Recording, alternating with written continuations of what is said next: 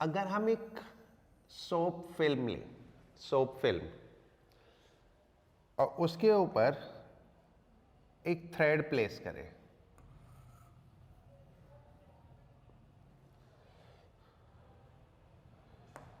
ये पूरे में एक सोप फिल्म है, राइट। व्हाट वी डिड, ये थ्रेड हमने प्लेस किया और यहां से पिंच कर दिया फिल्म को, तो इतने पोर्शन से फिल्म ब्रेक हो जाएगी, जितने जो धागे के अंदर एनक्लोज्ड फिल्म है वो ब्रेक हो जाएगी। बाकी जो बची फिल्म, बाकी बची हुई फिल्म की टेंडेंसी है मिनिमम सरफेस एरिया होने की, तो बिकॉज बाकी बची फिल्म की टेंडेंसी है मिनिमम सरफेस एरिया होने की, तो वो श्रिंक होने की कोशिश करेगी। And when this film will shrink, तो ये इस थ्रेड को ऐसे एक्सपैंड करके सर्कुलर कर देगी, क्योंकि area of circle is maximum. तो थ्रेड ऐसे एक्सपैंड होती जाएगी and finally it will take a circular shape, and that time the surface, the soap film will have minimum area. So this proves that the tendency of the surface is to have minimum possible area, right? Now second illustration, अगर हम एक needle लें, all pin, simple all pin या कोई भी needle, light needle, उसको एक blotting paper पे ऐसे रखें and that blotting paper water surface पे place कर दे, then what will happen, the blotting paper will sink while needle keep on floating, needle float करती रहेगी, right, that's floating needle। अब flotation के कब जो मेन कॉज होता है वो बायंसी होता है, लेकिन यहां पे जो फ्लोटेशन का काज है वो बायंसी नहीं है, वो सरफेस टेंशन है। होता क्या है, जब हम नीडल को प्लेस करते हैं तो वो सरफेस को ऐसे डिप्रेस करती है, सरफेस को उसने ऐसे डिप्रेस किया, ये हमारी पिन है, so because of that force of surface tension come into the action, force of surface tension come into the action, जिसका नेट रिजल्टेंट अपवर्ड होता है और वो वेट को बैलेंस कर लेगा। So this force on the water surface is sufficient enough to balance the weight of needle. But if we do this process on the oil surface, then the needle will sink. Reason behind that, oil की surface tension कम होती है, so this force is not sufficient enough to handle the weight of the needle. Needle का weight handle नहीं कर पाती, right?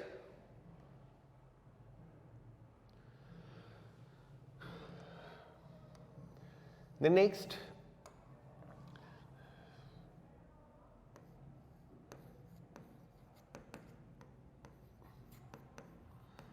जो brush होता है उसके हेयर जब हम लिक्विड के अंदर डिप करते हैं, हेयर ब्रश को जब लिक्विड के अंदर डिप करते हैं तो ये हेयर्स ऐसे स्प्रेड हो जाते हैं, इस तरह से स्प्रेड हो जाते हैं, राइट। बट जब हम इसको बाहर निकालेंगे, so this get like this, ऐसे स्टिक हो जाते हैं, एक दूसरे से चिपक जाते हैं। ब्रश को वही सिंपल जो हम ड्राइंग वाला ब्रश लेते हैं, उसको पानी के अंदर डालो तो उसके हेयर्स अलग अलग हो जाएंगे, बाहर निकालेंगे तो वो चिपक जाते हैं एक दूसरे से। रीजन बिहाइंड दैट इज, जब हम उसको पानी के अंदर डालते हैं तो हर एक हेयर के ऊपर एक सरफेस फिल्म क्रिएट हो जाती है, राइट। और उस सरफेस फिल्म की टेंडेंसी क्या होती है, श्रिंक होने की। तो जब हम इसको ब्रश को बाहर निकालते हैं, then they tend to shrink, वो श्रिंक होते हैं और finally they get stick to each other, एक दूसरे से स्टिक कर जाते हैं।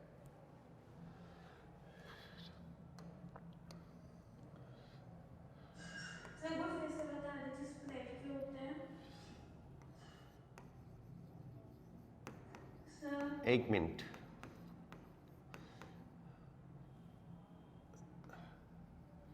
small drops of mercury are spherical, right? जो स्मॉल ड्रॉप ऑफ मरकरी होती है उसमें सरफेस टेंशन की फोर्स वेट को बैलेंस कर पाती है, तो accordingly this drop is spherical. But अगर लार्ज ड्रॉप है तो लार्ज ड्रॉप स्फेरिकल ना होके ओवल शेप ले लेती है। Reason is that the force due to surface tension is not sufficient enough to balance the weight. Okay, so accordingly this get depressed, ये थोड़ा सा डिप्रेस हो जाती है एंड ओवल शेप एक्वायर कर लेती है, राइट। नाउ सोप और detergent reduce surface tension of water.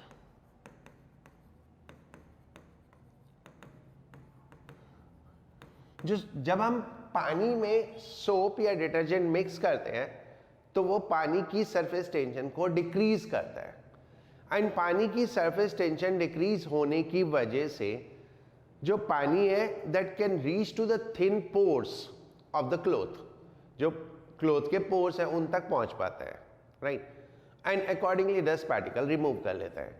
ये दूसरे एंगल से कह सकते हैं कि ये डिटर्जेंट डस्ट पार्टिकल और क्लोथ के बीच में जो एडहेसिव फोर्स है उसको कम करता है, राइट। होता क्या है, क्योंकि वाटर की सरफेस टेंशन कम हो गई बिकॉज ऑफ डिटर्जेंट, तो it is able to enter into the pores, वो पोर्स में एंटर कर पाता है। फिर जो डिटर्जेंट के मॉलिक्यूल्स होते हैं, जो डिटर्जेंट के मॉलिक्यूल्स हैं वो डस्ट पार्टिकल उसके साथ स्टिक हो जाते हैं, डिटर्जेंट के मॉलिक्यूल के साथ डस्ट पार्टिकल चिपक जाते हैं and then accordingly it wash away, जो डस्ट पार्टिकल है वो बाहर निकल जाते हैं। ओके, देखो जितने भी स्पैरिंगली सॉल्यूबल वो है इम्प्योरिटीज वो सरफेस टेंशन डिक्रीज करते हैं, जैसे डिटर्जेंट हो गया, फिनाइल हो गई, फिनॉल यूज करते हैं ना हम घरों में सफाई करने के लिए, तो ये फिनॉल भी सरफेस टेंशन को रिड्यूस करती है, तो उससे सरफेस टेंशन रिड्यूस होने से लेयरिंग या स्प्रेडिंग बहुत आसान हो जाती है, स्प्रेड होना आसान हो जाता है। एक्चुअली जो भी स्प्रेड इजीली हो जाते हैं, जो भी इजीली स्प्रेड हो जाते हैं उनमें सरफेस टेंशन कम है, और जो इजीली स्प्रेड नहीं हो पाते उनमें सरफेस टेंशन ज़्यादा है। जैसे मरकरी को अगर हम देखें तो मरकरी तो स्प्रेड हो ही नहीं सकता, क्योंकि मरकरी की सरफेस टेंशन बहुत ज़्यादा होती है। अगर हम ऐसे ब्रश लेके मरकरी है तो मरकरी लिक्विड ही, अगर हम मरकरी को सोचे पेंट की तरह, इमेजिन करें कि वो एक पेंट है और मरकरी में ऐसे ब्रश डाल के इस तरह से मरकरी की लेयर बनाने की कोशिश करें तो बनेगी नहीं। व्हाट विल हैपन, आप ब्रश ऐसे मारोगे और जो मरकरी आया वो ड्रॉप्स बन के गिर जाएगा।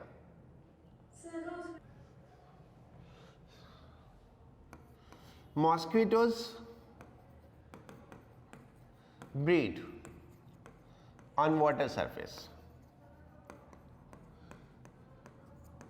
क्या होता है, like when mosquito lay their eggs on water surface, जब मॉस्किटो अपने एग ले करते हैं वाटर सरफेस पे, तो it is very much like this as I explain you the floating needle. तो इमेजिन करो ये एग है, तो this egg depress a little water को थोड़ा सा डिप्रेस करेगा, उससे सरफेस टेंशन की फोर्सेस आ जाएंगी और उसका नेट रिजल्टेंट अपवर्ड होता है, तो this component is able to balance the weight. So accordingly वो एग सरफेस पे फ्लोट करते हैं, बिल्कुल वैसे ही जैसे मैं ये फ्लोटिंग नीडल का एग्जांपल लिया था। अब अगर हम सरफेस पे ऑयल पोर कर दें, सरफेस पे ऑयल डाल दें, then what will happen, surface पे ऑयल डालते ही वो सिंक कर जाएंगे, राइट, क्योंकि ऑयल की सरफेस टेंशन बहुत कम होती है। स्प्रेडिंग से ही है कि जो हॉट सूप है, hot soup is tastier than cold soup. Why? क्योंकि हॉट सूप ज्यादा स्प्रेड होता है, हॉट सूप इस ज़्यादा स्प्रेड होता है, तो जो हमारी टंग है उस पर वो बहुत ज़्यादा स्प्रेड हो जाता है, तो वी कैन टेक के हमारे को ज़्यादा एरिया से टेस्ट मिलता है, राइट। सो बेसिक रीज़न यही है, right.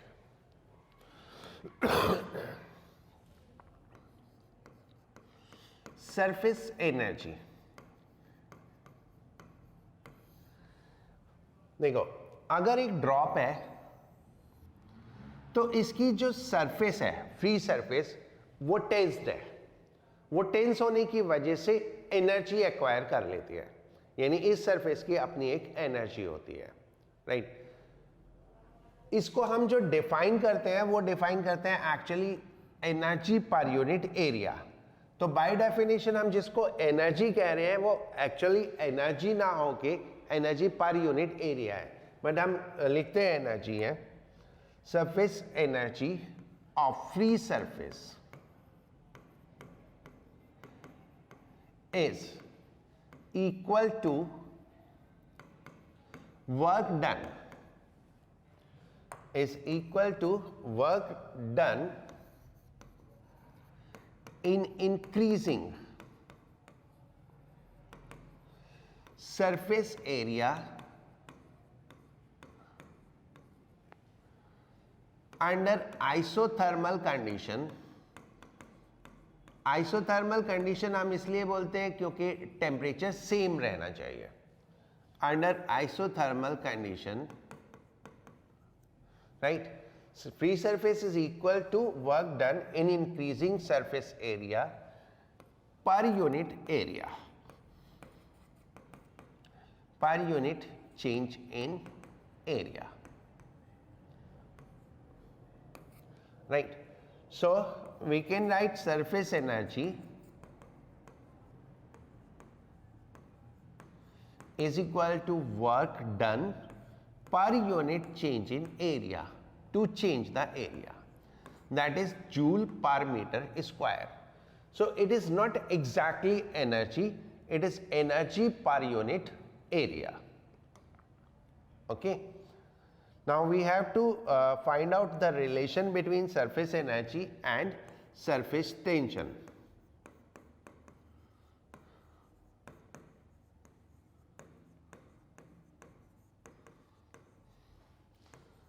Surface energy and surface tension, and यहाँ से शुरू होता है मोर ओवर इसका मैथमेटिकल पार्ट,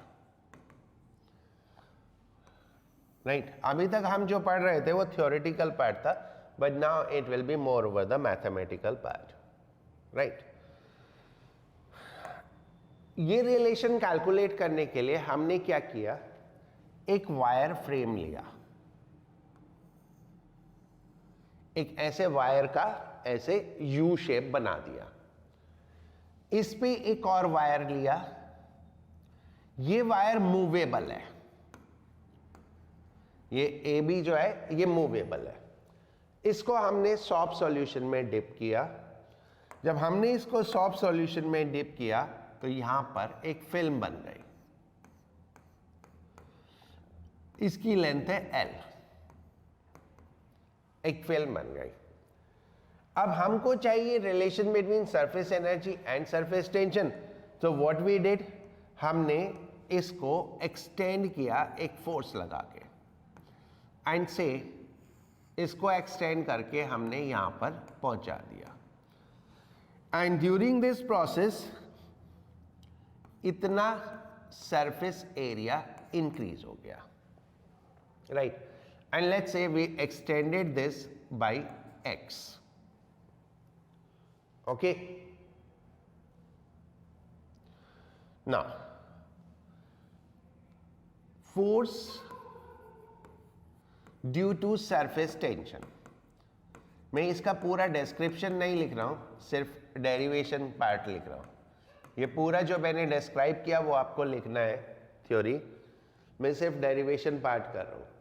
तो force due to surface tension F is equal to surface tension into length multiplied by 2। देखो हमने पढ़ा था सरफेस टेंशन क्या होती है, फोर्स पर यूनिट लेंथ। तो फोर्स हो गई सरफेस टेंशन मल्टीप्लाइड लेंथ। अब 2 से क्यों मल्टीप्लाई किया, क्योंकि ये फिल्म में 2 सरफेस है।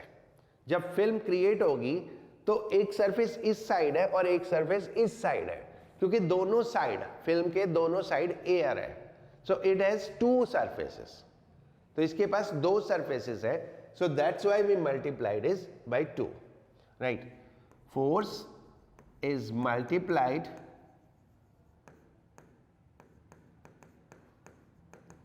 by 2 because of 2 free surfaces of film, film की 2 फ्री सरफेसेस की वजह से, right. Now work done, force इतनी हो गई, so work done in changing area, work done in changing area W is equal to force into distance, and force हमारा कितना था 2TL, so this is 2TLX. How much will be change in area?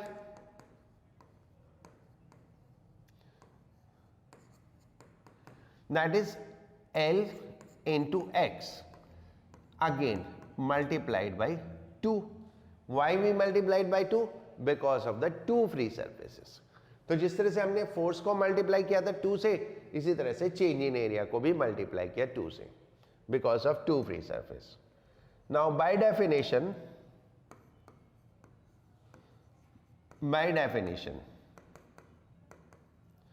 Surface energy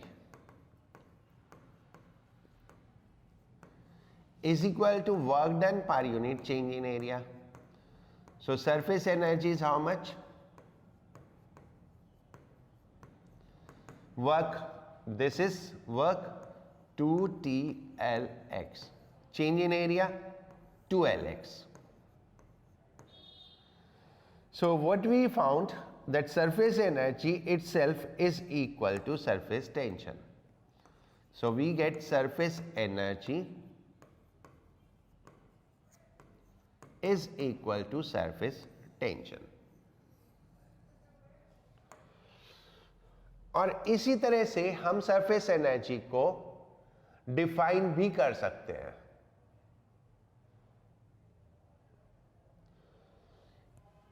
हम another definition of surface energy इसी से दे सकते हैं।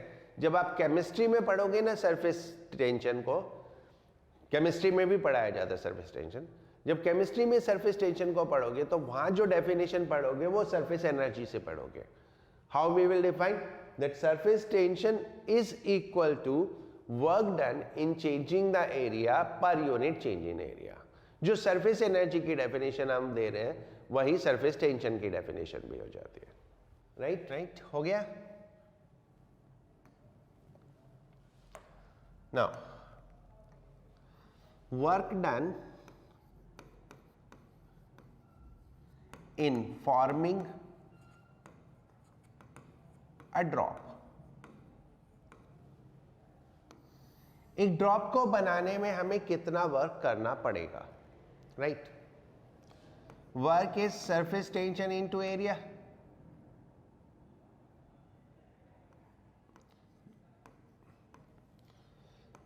Surface tension T, हमें पूरी की पूरी ड्रॉप बनानी है तो एरिया कितना हो गया 4 pi r square,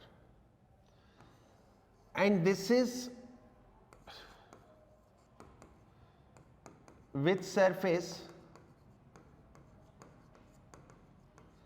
as surface energy, और ये ड्रॉप के पास सरफेस एनर्जी की फॉर्म में होता है।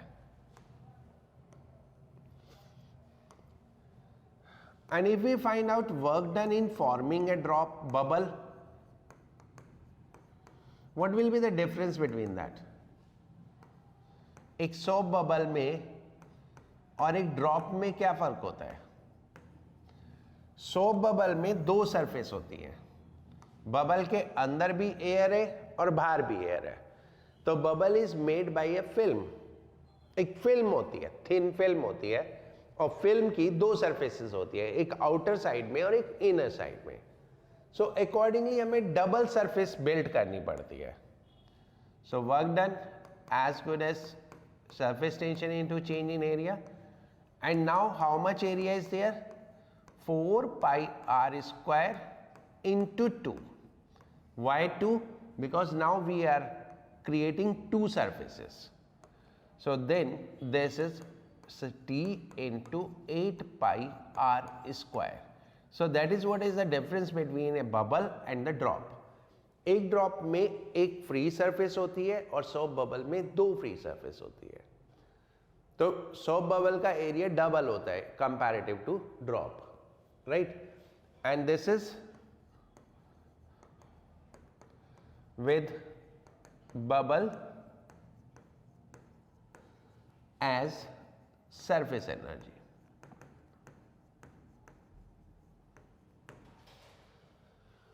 और ये बबल की टोटल सरफेस एनर्जी हो जाती है।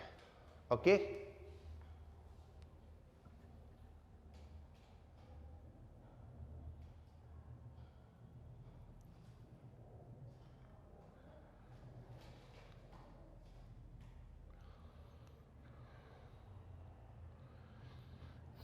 ठीक है बच्चों,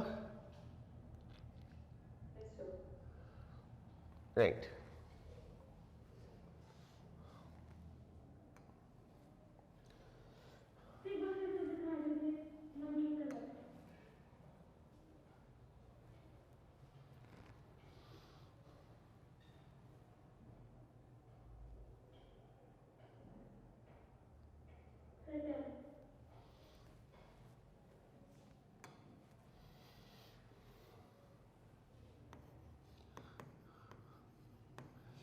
एंगल ऑफ कांटेक्ट, नहीं, angle of contact and shape of meniscus.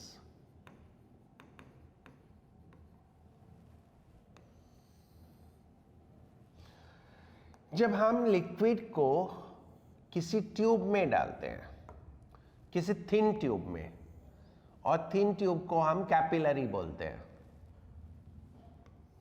किसी भी थिन ट्यूब में जब हम लिक्विड को डालते हैं तो लिक्विड की शेप या तो ऐसे हो जाती है या ऐसे हो जाती है।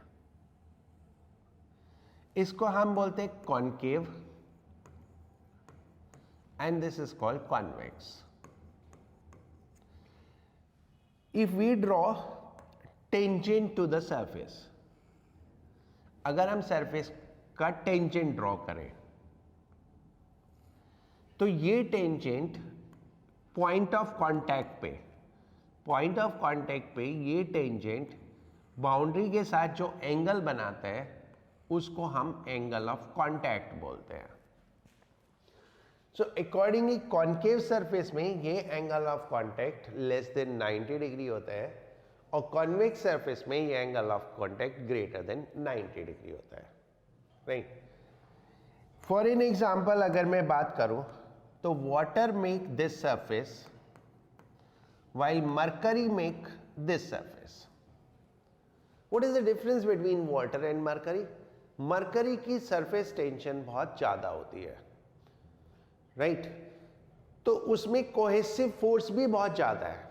जिसकी भी सरफेस टेंशन ज्यादा है उसकी कोहेसिव फोर्स बहुत ज्यादा है, राइट? अब अगर हम ये पॉइंट कंसीडर करें, ये पॉइंट, इस पॉइंट पे दो फोर्सेस हैं। एक, जो भी मॉलिक्यूल ग्लास कैपिलरी है तो ग्लास पे चिपका हुआ है, जो पानी के मॉलिक्यूल्स है वो उसको अंदर पुल करने की कोशिश करेंगे, और जो ग्लास के मॉलिक्यूल है वो उसको अपनी तरफ पुल करने की कोशिश करेंगे। तो अकॉर्डिंगली दो डिफरेंट फोर्सेस होती हैं, एक एडेसिव फोर्स और एक cohesive force. Adhesive force between glass and water, cohesive force between water and water molecule. So in case of water, these cohesive force are not strong enough. So accordingly, adhesive force become more than cohesive force, and that's why the water molecule stick to the glass surface, right? In mercury, the cohesive force is mercury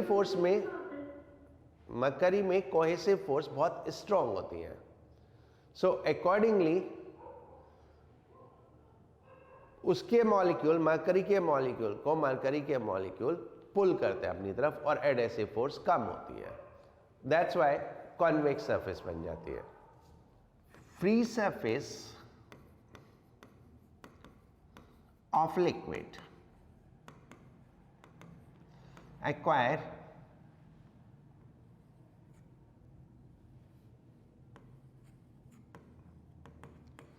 curved shape.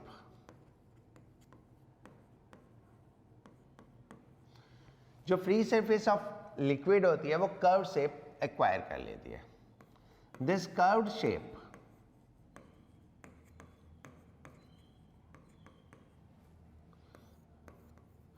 Convex और concave. This curve shape convex और concave is called meniscus.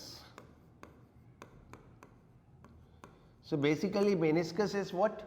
The curved shape is called meniscus, right? जब liquid curved shape ले लेता है तो उसको हम meniscus बोलते हैं. Meniscus is concave when adhesive forces are stronger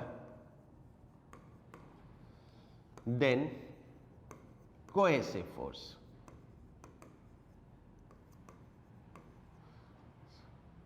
Example, water in glass.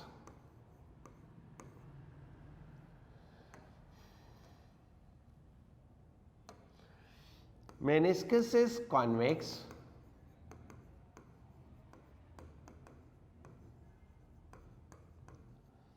when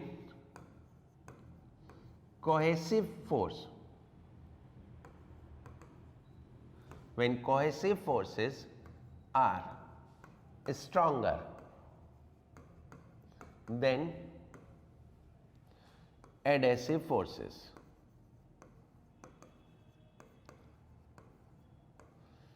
Example, mercury in glass. Right? ये तो हो गई बात मेनिस्कस की. Now, at the point of contact,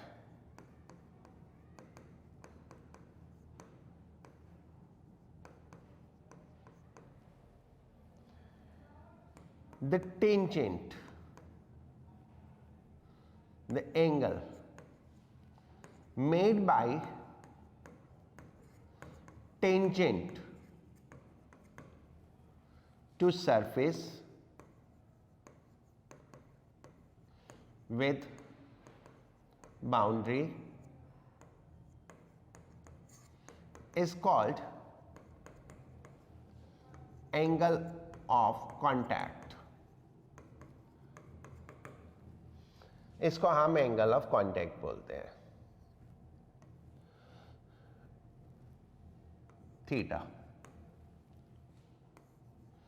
theta less than 90 degree. meniscus is concave. Theta greater than 90 degree, meniscus is convex.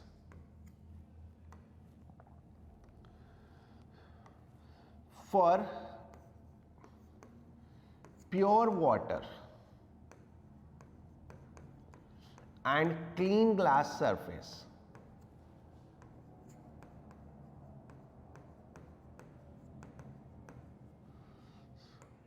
Theta is equal to 0 degree for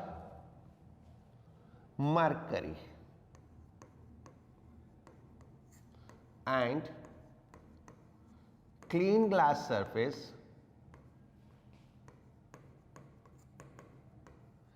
theta is equal to 137 degree.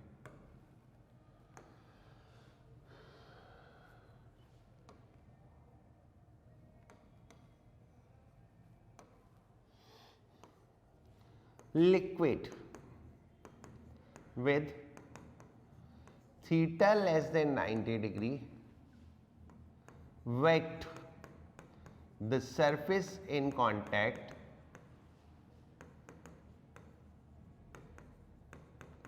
while liquid with theta greater than 90 degree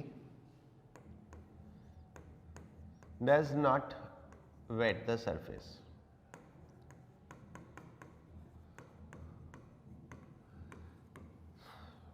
Right.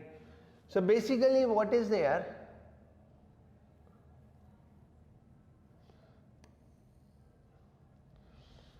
Like दो type की surface होती है. One is cone, अभी लिख लेना कोई बात नहीं. On the top the surface दो टाइप से होती है.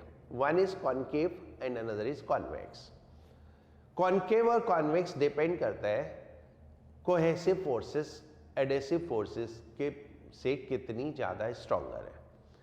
अगर एडेसिव फोर्सेस स्ट्रॉन्गर है तो कॉन्केव होगा, वो कॉन्वेक्स होगा. और सॉरी, एडेसिव फोर्सेस स्ट्रॉन्गर है तो कॉन्केव होगा और कोहेसिव फोर्सेस स्ट्रॉन्गर है तो कॉन्वेक्स होगा. अगर कॉन्केव सरफेस है तो angle of contact less than 90 degree होगा. लेस देन 90 डिग्री होगा. So basically both are interrelated. अगर angle of contact less than 90 degree है तो सरफेस कॉन्केव है. अगर सरफेस कॉन्केव है तो मींस एडेसिव फोर्सेस ज़्यादा है. एडेसिव फोर्सेस ज़्यादा होने का मतलब अगर लिक्विड सरफेस पे गिरेगा तो सरफेस से चिपकेगा और उसको हम बोलते हैं it will wet the surface. अगर सरफेस कॉन्वेक्स है या angle of contact more than 90 degree है, so that means cohesive adhesive forces are weak in comparison to cohesive forces. Means liquid surface से नहीं चिपकेगा तो इसलिए लिक्विड सरफेस को गीला भी नहीं करता. Question number 18.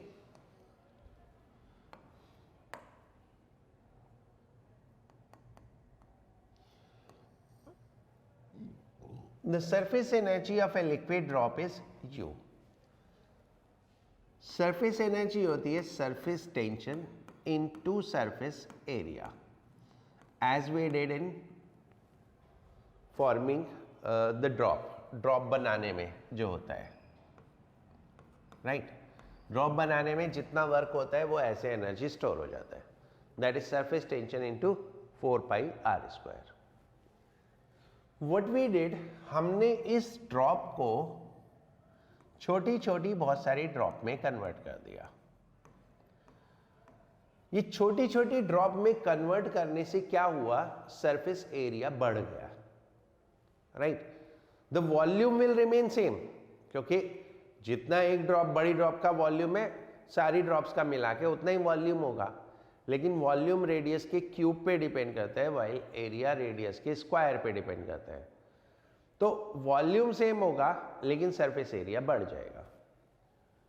तो जो नई एनर्जी होगी that will be, if there are 1000 drops तो वन ड्रॉप की एनर्जी हो गई T into 4πr².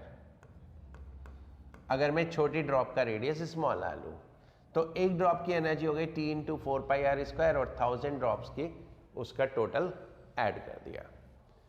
What we need the radius of the small drop. तो what we will do, we will equate the volume. Volume of big drop is 1000 time of volume of small drop. बड़ी drop का volume हुआ 4/3πr³ and छोटी drop का radius हमने small are लिया तो ये हो गया 4/3π स्मॉल r³. 4/3π कैंसिल हो गया। अब इसका क्यूब रूट कर दो तो r is equal to 10r, तो स्मॉल r हो गया 1/10। सो नया radius is 1/10 of earlier. So new energy will be 1000 into t into 4 pi r by 10 square. So that will come as 10 into 1000 upon 100 is 10 into t into 4 pi r square.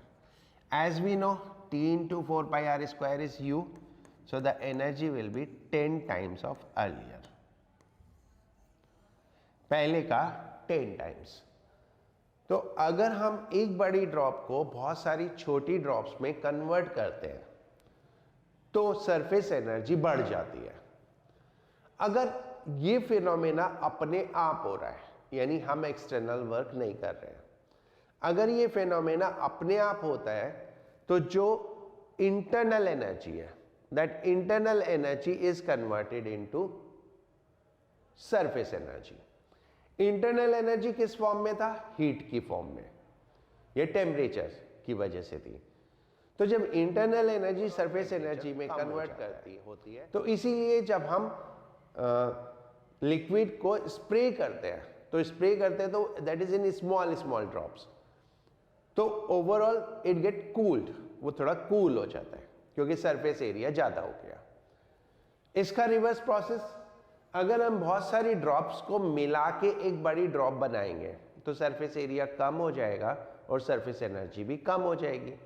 Then that surface energy will convert into internal energy and accordingly drop का temperature increase हो जाएगा, right?